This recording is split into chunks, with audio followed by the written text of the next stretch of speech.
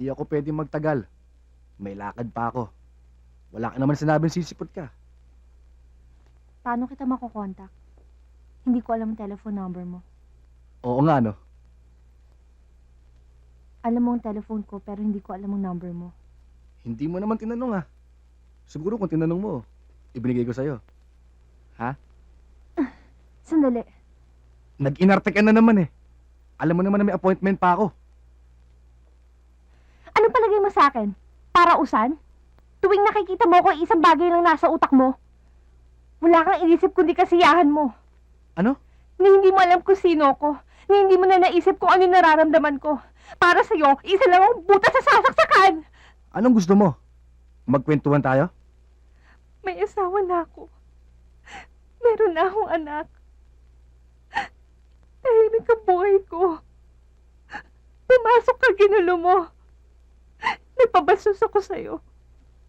Nagpababoy ako. Para kang demonyo. Tinukso mo ko. Ngayon tignan mo. Tignan mo ang ginawa mo sa akin. Ano ba talaga problema mo? Hinahanap-hanap ko. Nadidiri ako sa ginagawa mo sa katawan ko. Pero hinahanap-hanap ko. Anong ginawa mo sa akin? Pakiramdam ko. Ang dumi-dumi ko. Tuwing katabi ko yung asawa ko, ikaw ang iniisip ko. Paghawak ko yung anak ko,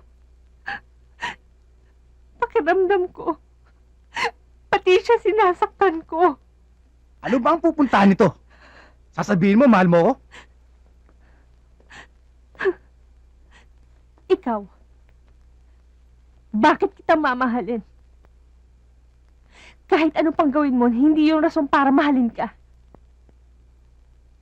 At huwag mo ring aakalain na inaasahan kong mahalin mo ko. Walang pagmamahala ng mga hayop. Nagkakastahan lang tayo. Oh, yun naman pala eh. Anong problema? Hindi kita pinilit. Kung ano ang ginawa mo, dahil yun ang gusto mo. Anong gagawin ko ngayon? Ha, hindi ka na bata. Ikaw na rin may sabi. Merong tama at merong mali. Ah, nawala na ako sa mood. Ano ba? Gusto mo o ayaw mo? Ha? Sige na. Umalis ka na. May date pa ako. Baka abutan ka pa dito.